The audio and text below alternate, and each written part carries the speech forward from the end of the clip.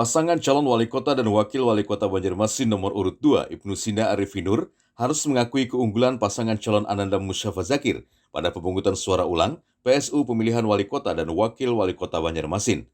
Meski kalah, tim sukses paslon Ibnu Sina Arifin tetap tersenyum lebar dan mengklaim kemenangan atas hasil akhir kontestasi Pilwali Kota Banjarmasin. Klaim tersebut didasari hasil quick count atau hitung cepat yang dilakukan tim internal mereka, di mana Ibnu Sina Arifin unggul dengan raihan suara sebesar 37,96%, sementara pasangan Ananda Mustafa Zakir hanya memperoleh 34,54% suara. Dan hasilnya bukan di PSU inilah, ya kan? Kita tidak bisa merekayasa semua hasil. Ya, alhamdulillah dari total keseluruhan kita pemenangnya kita sebesar sekitar 8.000 lah kemenangan ya keseluruhan gitu loh, untuk total kota Banjarmasin.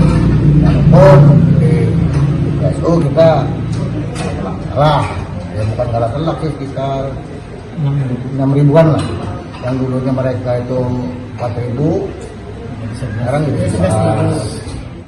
Pada pemungutan suara ulang Pilwali Kota Banjarmasin yang dilaksanakan di 80 TPS di Kelurahan Mantuil, Kelurahan Bastiri Selatan, dan Kelurahan Murung Raya, pasangan calon Ananda Mustafa berada di pole position dengan raihan 11.834 suara, sedangkan Ibnu Sina Arifin menempel di urutan kedua dengan raihan 5.018 suara.